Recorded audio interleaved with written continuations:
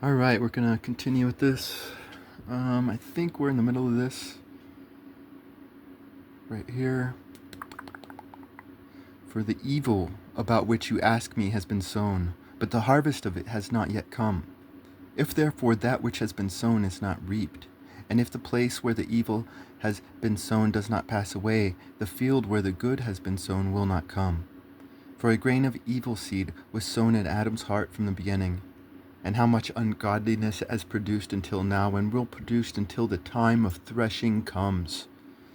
Consider now for yourself how much fruit of ungodliness a grain of evil seed has produced. When the heads of grain without number are sown, how great a threshing floor they will be. Okay, so this is obviously, this author here is making a prophecy. And, I mean, we could say that this is kind of like a hack prophecy, right? Like, I could right now say, in the future, the evil will get theirs, and the wicked will get justice. Um, that's a hack prophecy because, like, any conflict that ever happens, it's two self-proclaimed good people fighting each other, and the other guy's wicked. So the wicked are always losing. So, even if it's in reality two wicked tribes fighting each other. Um,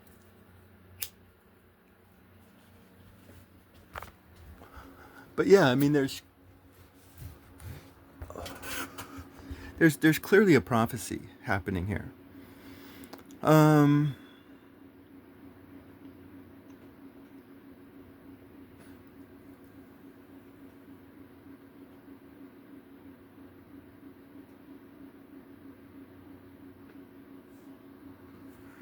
so, but why not now? Why not during this author's time? Right. Um,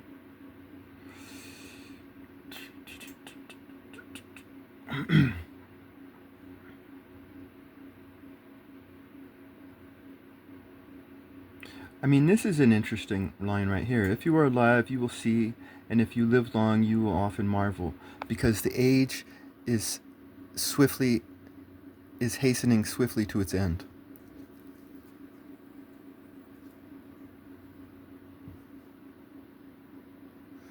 Um, Now, obviously, I do not believe that this author believed that this prophecy would happen during his time. Um, I don't. Uh, I think he knew it would happen far into the future.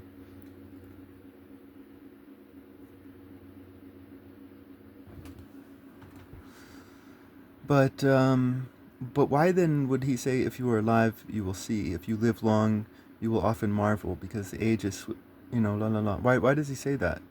If down here he knows he's not going to be alive. Um,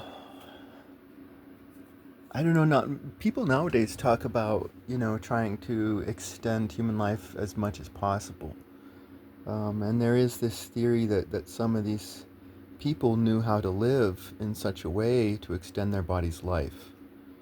Um, Almost like a oral health tradition that was passed on from generation to generation.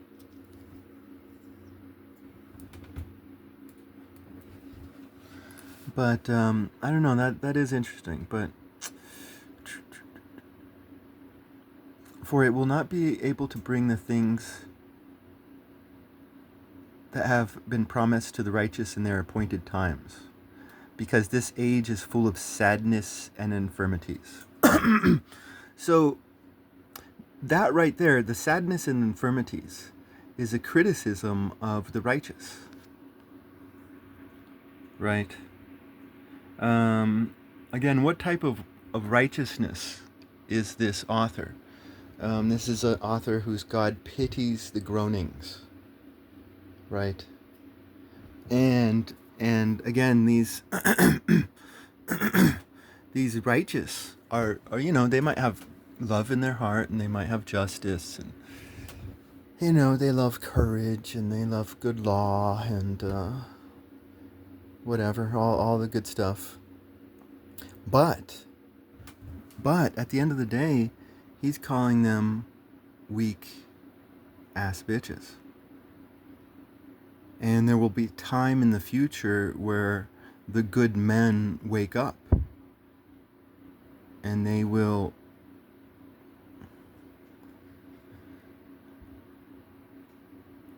you know, fulfill this prophecy.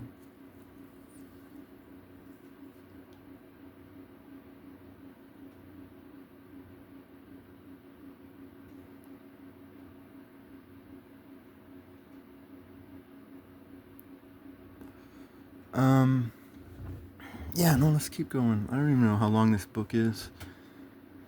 If it's long, then damn. This video is going to be long. Alright, then I answered and said, "How long and when will these things be? Why are our years few and evil?"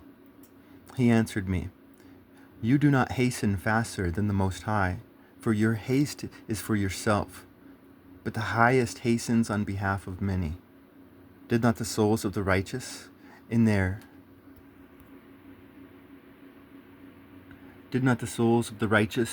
chambers ask about these matters, saying, How long are we to remain here?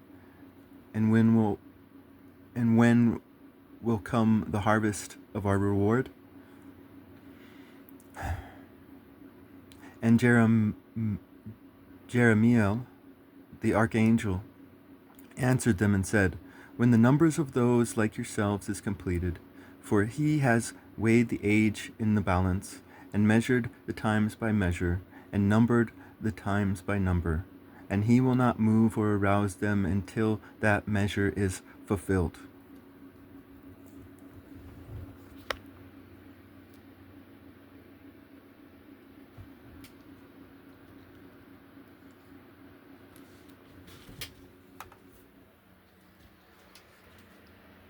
So,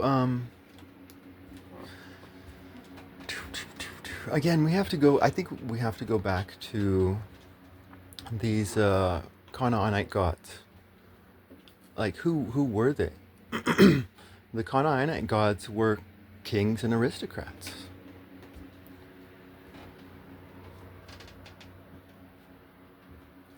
You know, the elites were using these aristocratic gods to make their titles divine.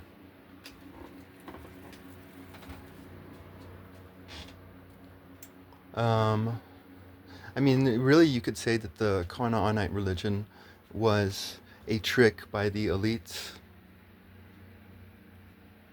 And the religion itself, it was nothing but a hack to get the population to enslave themselves.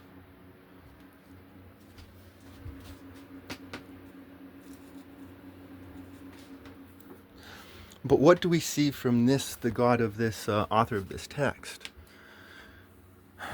We see, you know,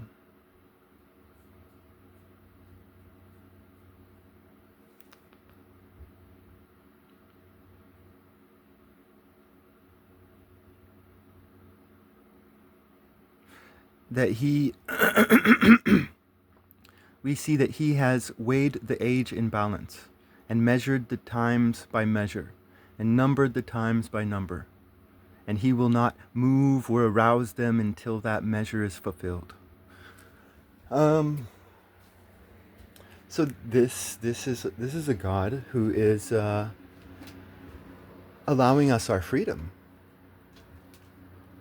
You know, instead of this pontificating aristocrat that controls your fate,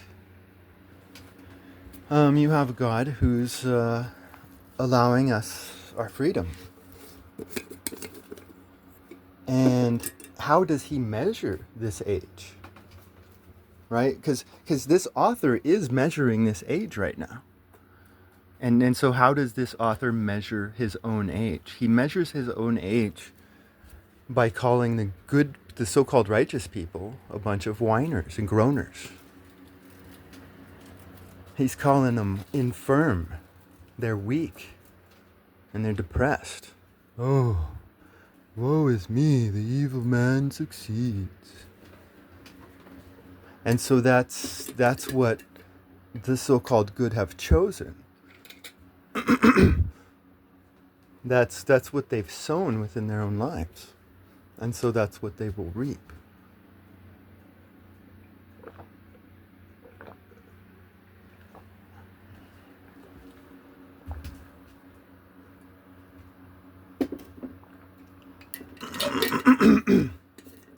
I mean, this is a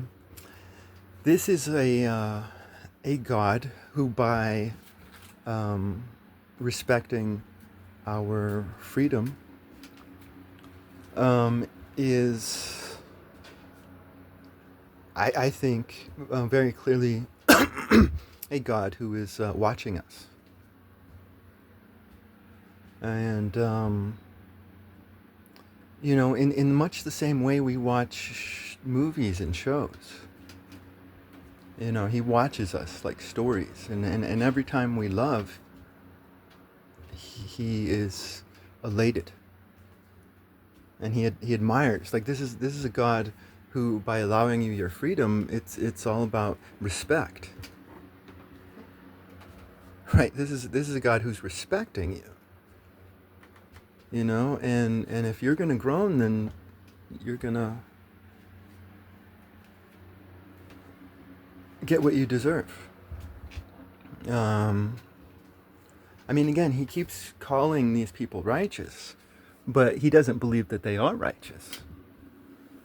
They are righteous in much of their ways. I mean, and we can see this in the book of Enoch. I think between he gets into this section where he's talking about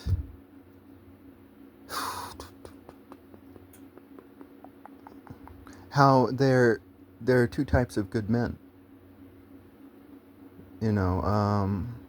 There's the good man who's loving, brave, yada yada, all the good stuff. But one thing that elevates a good man over another is wisdom.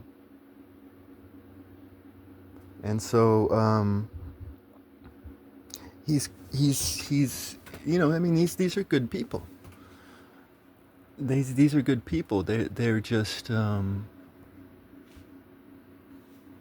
according to this guy, they're just being led by weak rabbis.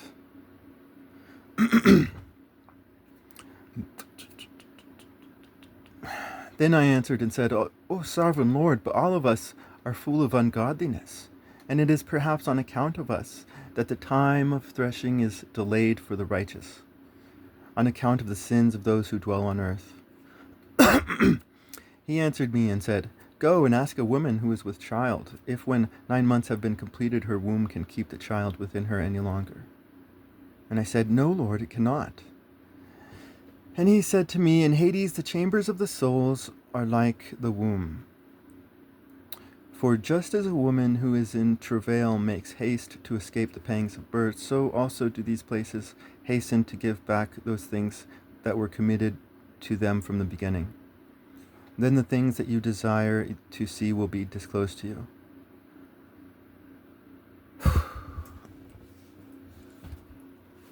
Damn. All right, let's start this over.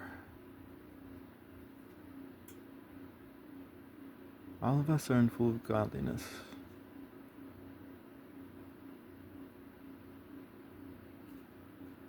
And it is because of us that the time of threshing is delayed, right? I mean, I think that's obvious. These are groaners and weak little bitches.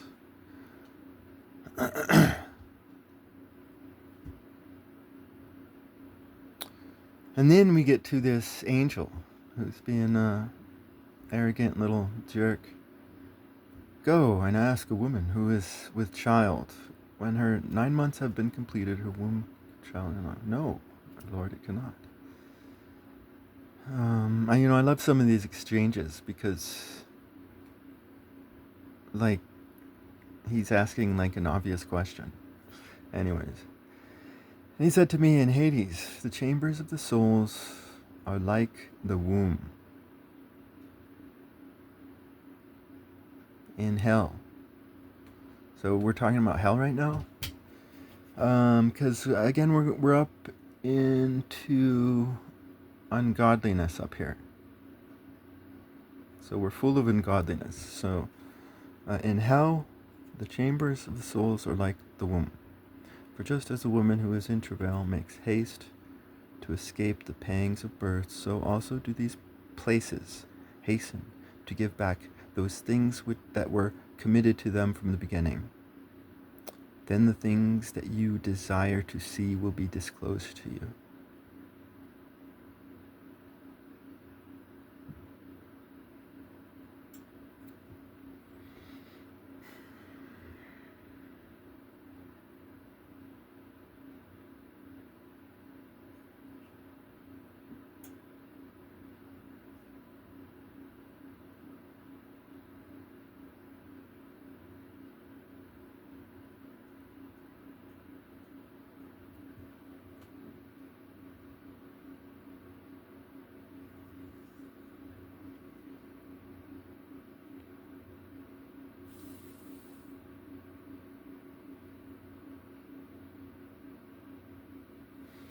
Okay, here's an interesting line.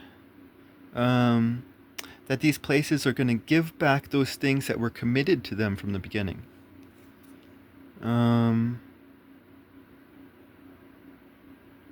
As if, as if God committed those things.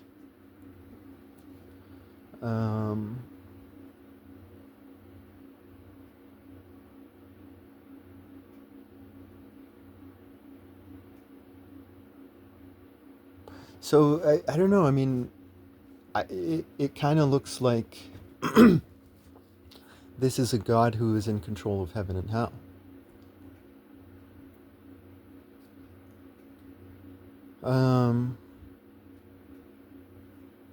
But why would why would he commit these things to the ungodly?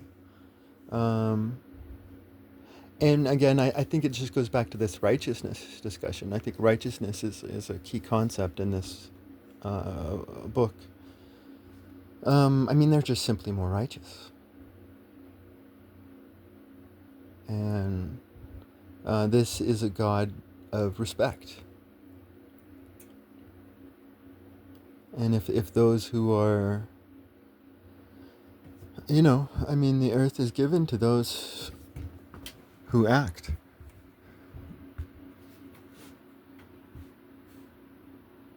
So I don't know. This is a strange one right here.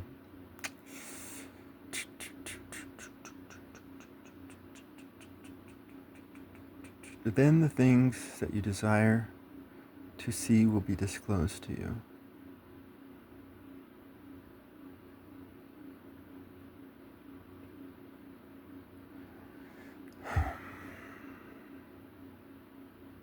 So these places are going to give back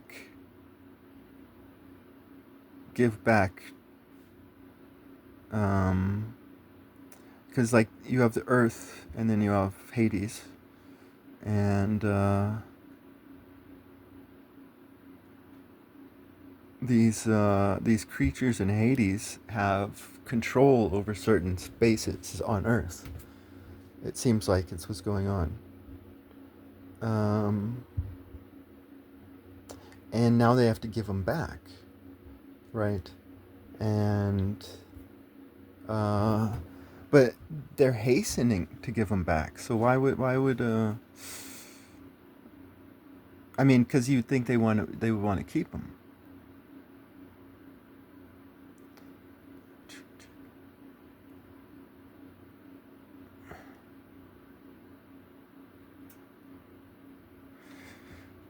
Um,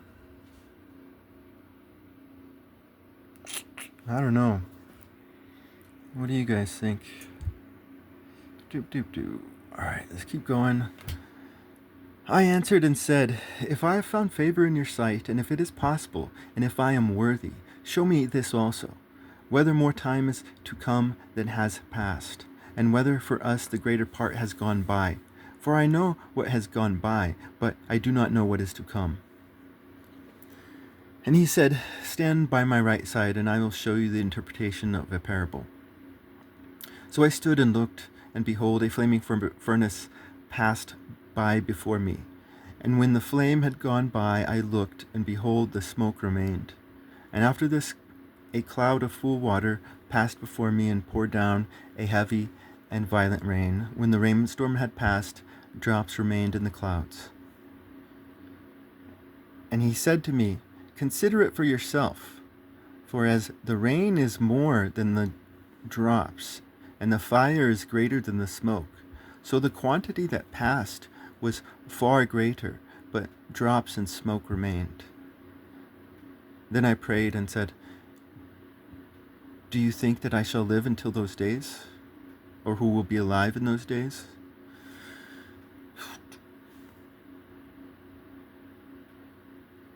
Okay. So a flaming furnace passed by before him, and the smoke remained. So that's a passage of time.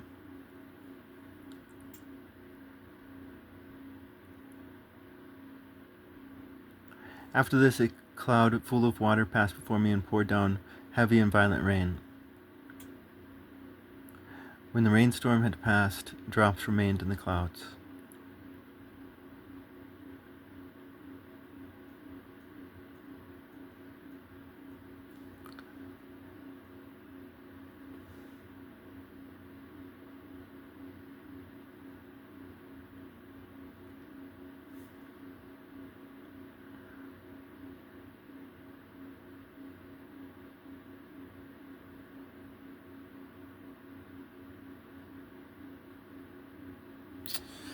I don't know, this is another strange one, huh?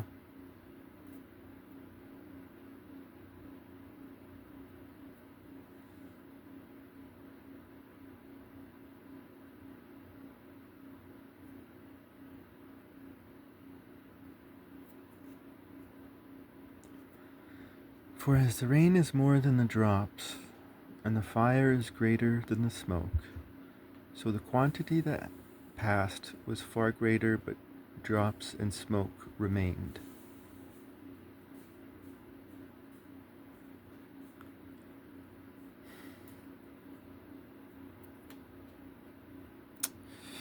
I don't know. Concerning the signs about which you ask me, I can tell you in part, but I was not sent to tell you concerning your life, for I do not know.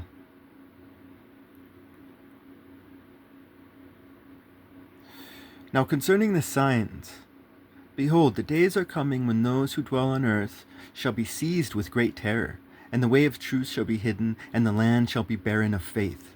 And unrighteousness shall be increased beyond what what you yourself see, and beyond what you heard of formerly. And the land which you now see ruling shall be waste and untrodden, and men shall see it desolate. But if the Most High grants that you live, you shall see it thrown into confusion after the third period. And the sun shall suddenly shine forth at night, and the moon during the day. Blood shall drip from wood, and the stone shall utter its voice. The people shall be troubled, and the stars shall fall. And one shall reign whom those who dwell on earth do not expect, and the birds shall fly away together. And the sea of Sodom shall cast up fish, and one whom the many do not know shall make his voice heard by night, and all shall hear his voice.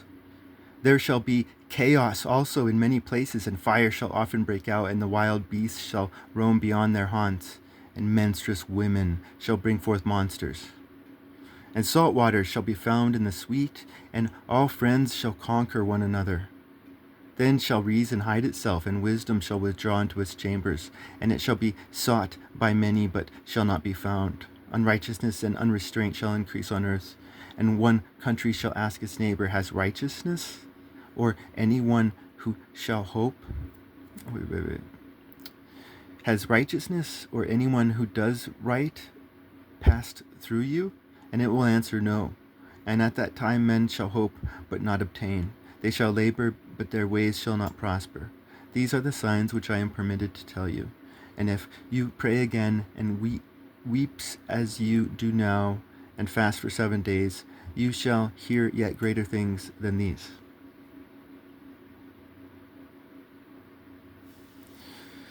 All right.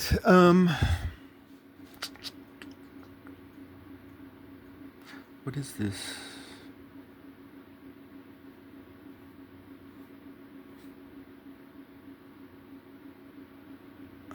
Notes. Shit.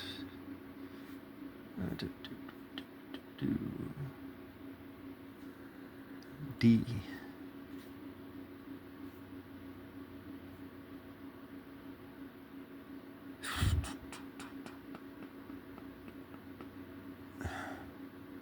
Compare Syria and Arab. Latin is uncertain. All right.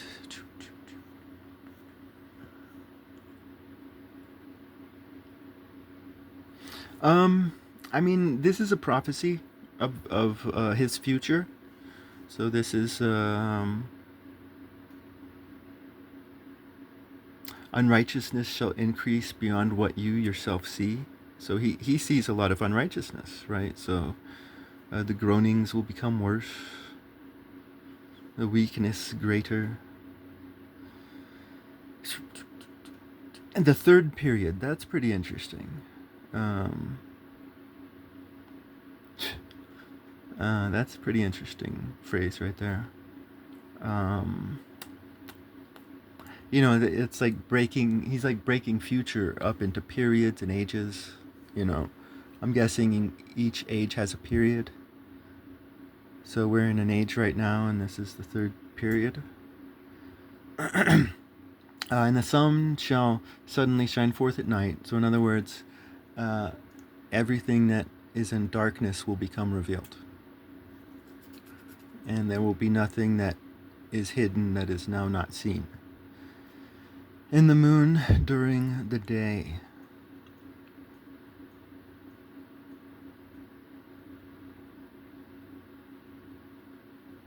I don't know about that one. And the moon during the day. I mean, what do you do in the moon time? You sleep, right?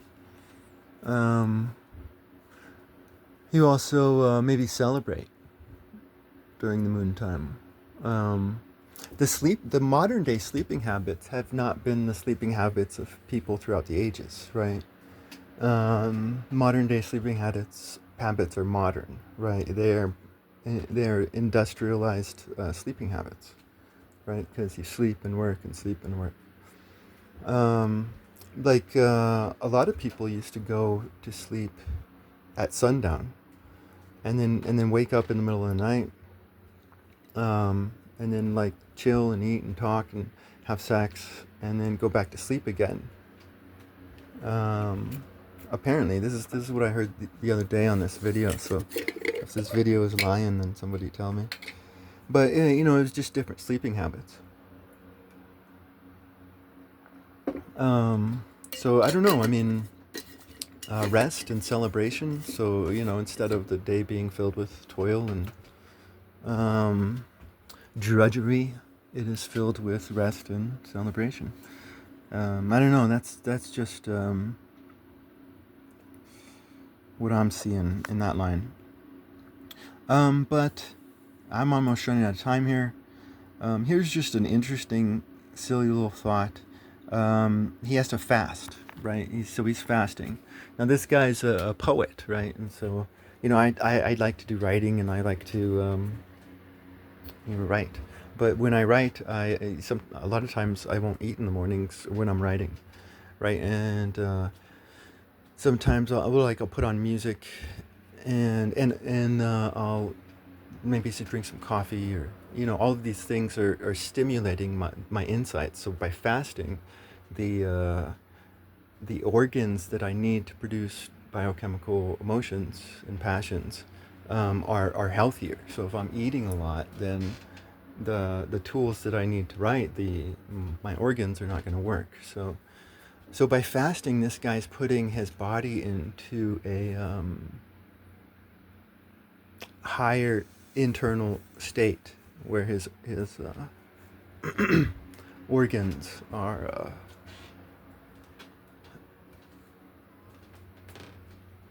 can be used. But here's just a silly little thought, right? It's like, I mean, what if this is like a science fiction thought, but and I don't believe it, but it's a cool science fiction thought and could be used for a good story maybe. But what if alien beings who have not reached us yet, but they may be traveling towards us? What if they've found out a way to use the suns as a communication device, so that but not only that, what if they're able to influence us, psycho, a psychic influence over us, and they may have more psychic influence with people who are like fasting, like with religious people. Uh, Anyways, it's just a silly little thought, I think. But yeah, you see a lot of fasting with this guy, and this guy's obviously a really good writer, um, or he's capable of it, and